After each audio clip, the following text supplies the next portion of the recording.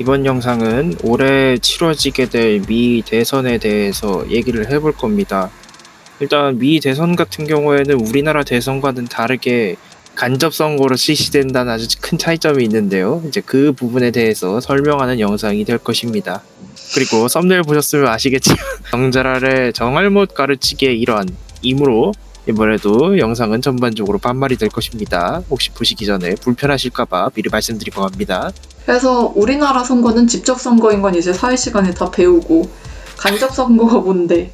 간접 선거는 이제 말 그대로 이제 국민들이 아니라, 그러니까 주권을 가지고 있는 사람들이 아니라 이제 그 사람들이 뽑은 사람들이 이제 다시 선거를 치르게 되는 그런 형태를 얘기할 수 있겠지. 간선제가 대통령제 말고 이제 간선제가 이제 보이는 게 의원 내각제가 이제 간선제지. 일단 국민들이 의회를 구성을 하고 직선제를 통해서 의회를 구성을 하고, 그리고 그 의회에서 다시 선거를 통해서 총리를 뽑게 되는 그런 형태니까 이제 의원 내각제 같은 경우에도 일종의 간선제라고 볼 수 있지.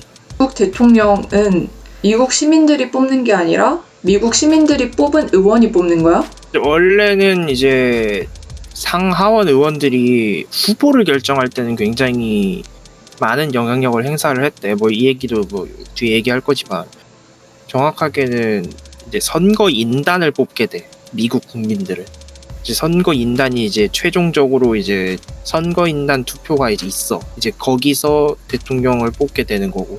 그래서 미국 국민들, 미국 시민들은 대통령 자체를 뽑는 게 아니고 대통령 선거인단을 뽑는다라고 생각을 하면 돼. 그럼 선거인단의 인원이라든지 뽑히는 과정은 어떻게 되는데? 자, 그럼 이제 그걸 한번 설명을 해볼게요. 그러면은 일단은 미 대선 같은 경우에는 후보를 뽑는 걸 일단 첫 번째로 하거든. 누가 이 각 당의 후보가 될 것인가. 일단 미국은 기본적으로 양당제잖아. 그래서 민주당이랑 공화당의 전당대회가 관심을 많이 받아. 당연하겠지만. 그래서 그 전당대회에서 대의원들이 모여서 후보를 결정하게 되거든. 근데 그 대의원을 뽑는 행사가 또 따로 있어. 그걸 이제 프라이머리랑 코커스라고 부르거든. 그래서 프라이머리랑 코커스를 이제 각 주마다 실시를 하게 된단 말이야. 그래서 프라이머리 같은 경우에는 주 정부가 주관하게 되고, 그리고 코커스 같은 경우에는 당에서 주관을 해. 그래서 프라이머리 같은 경우에는 당원만 아니라 이제 일반 유권자 같은 경우에도 참여를 하게 되는데, 이제 프라이머리가 좀 종류가 한 3종류 정도로 다양하더라고. 그래서 뭐 일반 유권자도 참여할 수 있는 경우, 뭐 일반 유권자 말고 당원들만 뽑는 경우, 뭐 이런 식으로 해서 3개 정도로 이제 구분을 짓더라고. 그런 식으로 해서 프라이머리를 통해서 대의원을 선출하는 주도 있고, 그다음에 코커스를 통해서, 이건 아까 말한 것처럼 당에서 주관하게 되는데, 당에서 주관하니까 당원이나 당 간부들만 이제 참여를 하게 돼. 그래서 이들이 대의원을 선출하는 주도 있고, 그래서 이 각자 주마다 프라이머리나 코커스를 채택을 해서 대의원의 전체 대의원의 80%를 이렇게 뽑게 돼. 그리고 나머지 20% 같은 경우에는 상원 의원, 하원 의원, 뭐 주지사 같은 그 당에 속해 있는, 그러니까 선출직으로 이제 당에 속해 있는 사람들 있잖아. 이제 그런 사람들은 당연직 대의원이라고 부르거든. 뭐 슈퍼 대의원이라고 얘기도 하고. 그래서 이 사람들 20%까지 모여서 이제 총 100%가 이제 전당대회를 열어서 후보를 최종적으로 결정하게 돼. 그래서 현직 대통령 소속 정당이 그 전당대회를 늦게 여는 게 관례래. 그래서 지금 같은 경우에는 공화당이 여당이잖아. 그래서 공화당이 전당대회를 더 늦게 열어.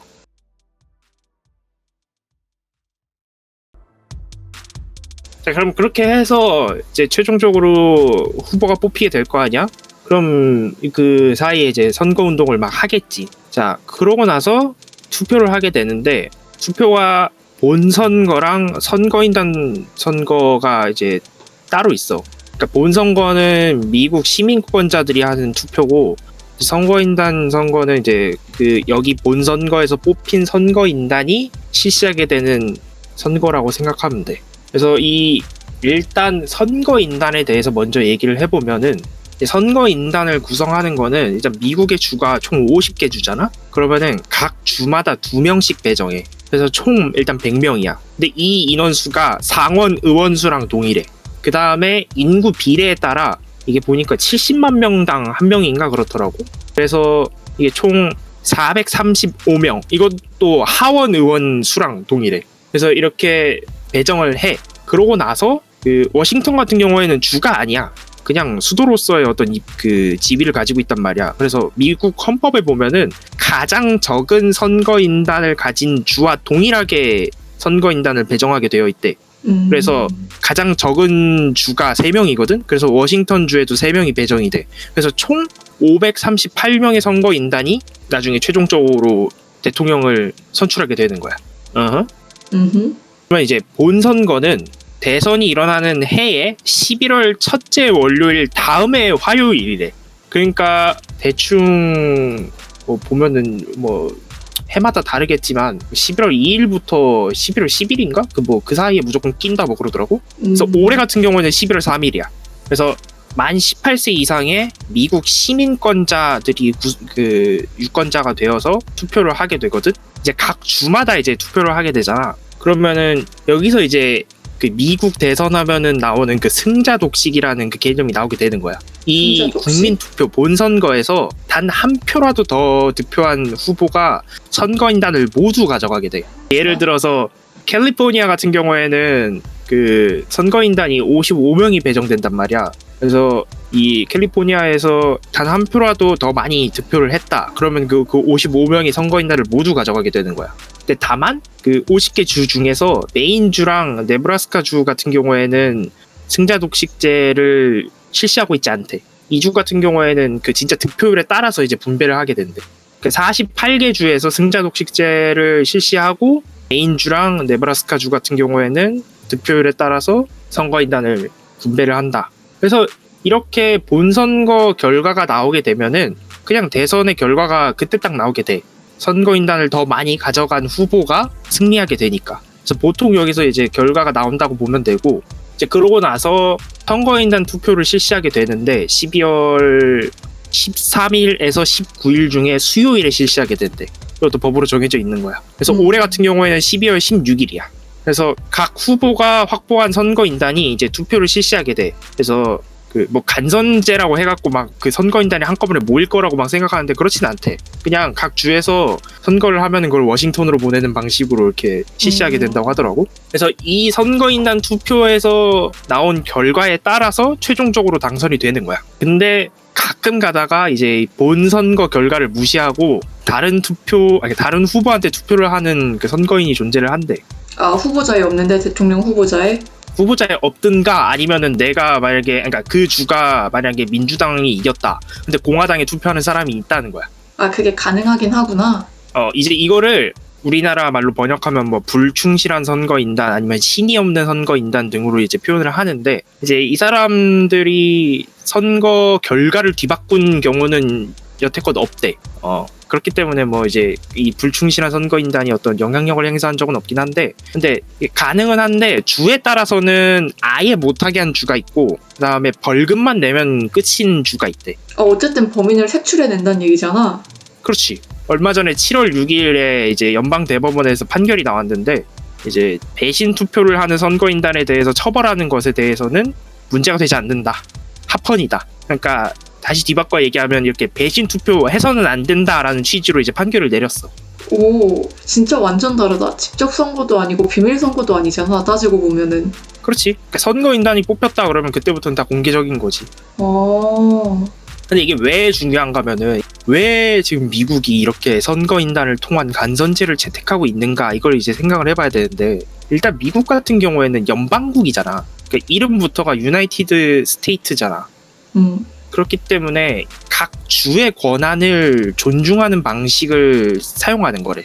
그러니까 만약에 인구가 너무 적은 주 같은 경우에는 만약 직선제를 하게 될 경우에 그 주의 어떤 의사 같은 경우에는 완전히 배제될 경우가 있잖아.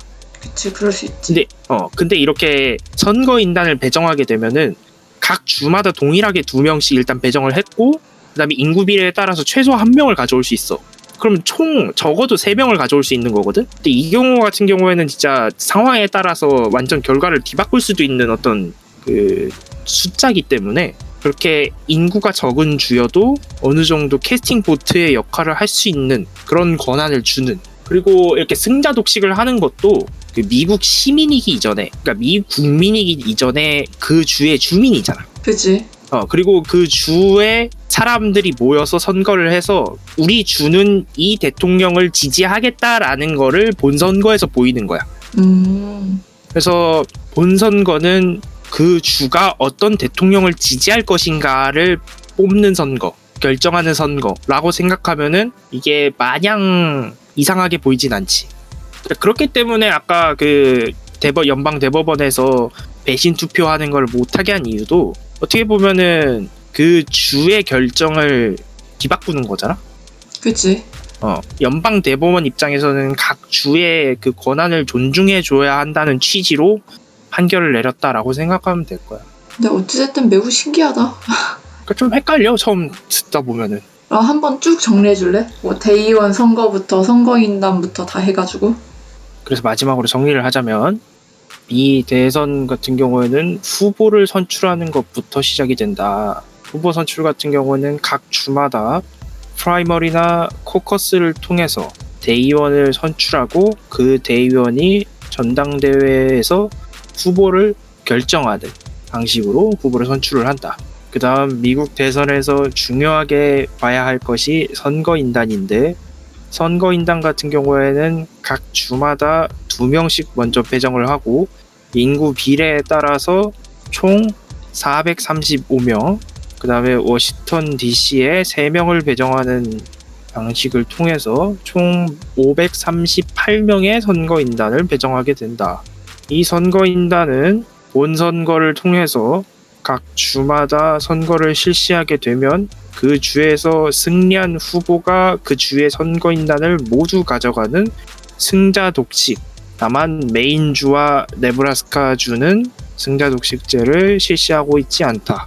그래서 이 본선거에서 선거인단을 많이 가져간, 과반 이상 가져간 후보가 최종적으로는 대통령이 된다고 생각하면 되고, 선거인단 투표를 12월 13일에서 19일 중 수요일에 실시하게 되어 최종적으로 대통령을 선출하게 된다. 엽.